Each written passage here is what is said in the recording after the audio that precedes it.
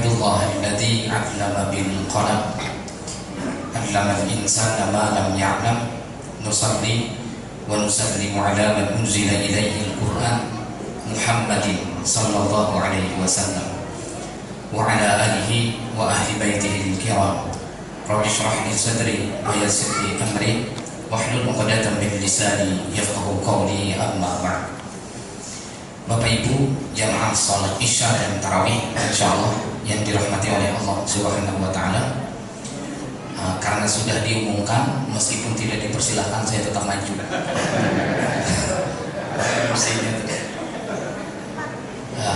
Tema kita insyaallah terkait mengenai memperbanyak membaca istighfar. Allah Subhanahu wa taala pencipta kita Maha mengetahui bahwa kita semua berpotensi memiliki banyak kesalahan. Bahkan kata-kata manusia yang dibahasakan dalam bahasa Indonesia hari ini, kalau ditulis dalam bahasa Arab ada dua kata, man dengan musia.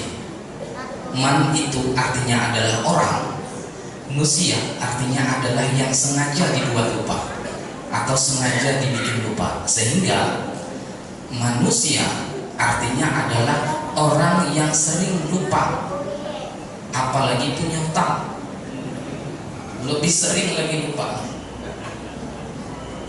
Dikarenakan itu, dengan kemaha pengetahuan Allah, maka Allah telah siapkan agar manusia yang sering lupa ini bisa terobati, atau kelupaan-kelupaan, kesalahan-kesalahan manusia ini setidaknya bisa tertutupi dengan cara apa? Dengan cara istighfar. Jangankan sebuah maksiat, jangankan sebuah keburukan, ketaatan saya, Rasulullah telah memberi petunjuk ketika melakukan sholat. Hadis riwayat Imam Muslim. Coba, ketika kita sholat, dari zahirnya orang sholat itu adalah sebuah ketaatan, dan pada saat sholat kita sedang menyembah Allah. Tapi petunjuk Nabi, ketika seseorang selesai daripada sholatnya, selesai mengucapkan salam, belum diminta untuk berpindah tempat. Bahasa lainnya, jangan langsung mundur, jangan langsung pulang, jangan langsung berbicara. Tapi sebagaimana yang dilakukan Nabi, idan sharafa min salatihi, ketika beliau selesai dari sholat beliau, yang padahal dari awal hingga akhir Rasulullah tidak memiliki kekeliruan apapun, apa? Istighfarallah thalathan. Beliau beristighfar sebanyak 3 kali.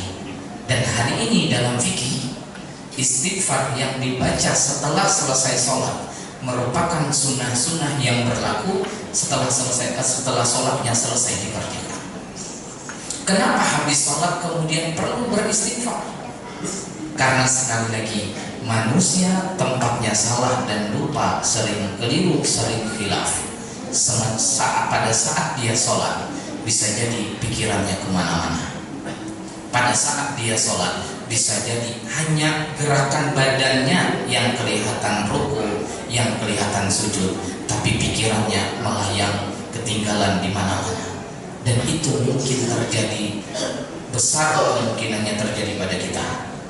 Maka untuk meredam kekeliruan itu, pastikan yang pertama, setiap selesai daripada sholat kita ada ucapan Astaghfirullah. Bukan sekedar di mulut, tapi pastikan muncul di dalam hati. Ampuni saya ya Allah, karena semasa sholat tadi banyak memikirkan hal-hal lain selain Engkau. Bahkan bisa jadi setelah ini, begitu sholat tarawih, khususnya saya pribadi, begitu sholat saya kepikiran, kenapa MC tadi tidak memanggil saya? Nah, itu perlu istighfari kan setelahnya. Maka sekali lagi, tema kita memperbanyak baca istighfar, karena sekali lagi peluang kesalahan kita, peluang keliruan kita begitu besar dalam hidup ini. Terakhir, ketika kita bertanya, kapan istighfar terbaik dibaca selain dituntun oleh Nabi, ternyata Al-Quran dalam surah Az-Zariyat, wabil ashari hum yastaghfirun. Ternyata istighfar terbaik yang dibaca oleh seorang hamba adalah setelah dia selesai melakukan sholat malam atau sholat tahajud. Tepatnya orang-orang kita menyebut dengan waktu sahur, 10-15 menit menjelang azan subuh. Pastikan begitu banyak istighfar yang keluar dari mulut kita. Karena tuntunan Al-Quran, innal muttaqina fi jannati wa uyun. Orang-orang yang takwa itu, yang mereka akan ditempatkan di surga-surga yang ada mata air mengalir begitu jernih, begitu indah tempat itu. Apa yang mereka lakukan, amalan apa yang mereka perbuat, wabil ashari hum yastaghfirun. Pada waktu sahur mereka banyak meminta ampun, memohon maaf kepada Allah Subhanahu wa ta'ala. Bahasa sederhananya, istighfar yang dimaksud adalah ucapan astagfirullah. Jangan sampai keliru, jangan salah paham. Karena pengalaman kami di Kalimantan Selatan, kami punya teman seorang ustaz, ketika didatangi seorang jamaah yang mengeluhkan hatinya selalu sedih, hatinya selalu gelisah, lalu meminta amalan kepada ustaz tersebut.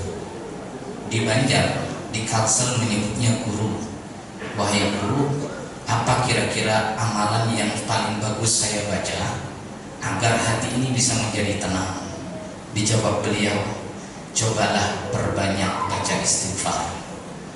Minimal menjelang tidur sampai akhirnya tertidur lelap, pastikan istighfar terus terbaca, kata guru tersebut. Selesai, diamalkan. Beberapa waktu kemudian ternyata orang yang mengadu itu justru mendatangi ustaz tersebut, kemudian mengeluhkan bahwa apa yang diberitahukan itu tidak berhasil. Ditanya, sudah baca istighfar? Dia jawab sudah. Berapa kali bacanya? Dia jawab, bahkan saya tidak bisa menghitung lagi, saking banyaknya istighfar yang dibaca. Tapi kenapa hati saya tetap gelisah? Saya tidak tenang. Gurunya pun kemudian bingung, apa yang salah? Lalu gurunya kemudian bertanya, bagaimana engkau cara membaca istighfar? Orang tersebut menjawab, menjelang saya tidur saya selalu baca istighfar, istighfar, istighfar, istighfar. Dan ternyata bukan itu yang dimaksud. Sekali lagi, istighfar adalah singkatan kependekan. Yang dimaksud adalah ucapan astagfirullah. Maknanya hamba memohon ampun ya Allah. Semoga Allah ampuni kita, semoga Allah tutup kesalahan-kesalahan kita. Kita yakin banyak dalam hidup ini kesalahan yang telah kita buat, baik itu sengaja ataupun bahkan tidak sengaja, yang kecil maupun yang besar. Sekali lagi, Allah Maha Tahu, Maha Mengerti kekurangan yang ada pada diri kita. Allah beri penawarnya, perbanyaklah istighfar. Bukan sekedar di mulut, tapi pastikan setiap astagfirullah hatinya selalu ingat, ya Allah, saya banyak salah, ya Allah, saya banyak dosa, hamba mohon ampun. Semoga Allah benar-benar mengampuni kita semua. Wallahul muwaffiq ila aqwamit thoriq. Assalamualaikum warahmatullahi wabarakatuh.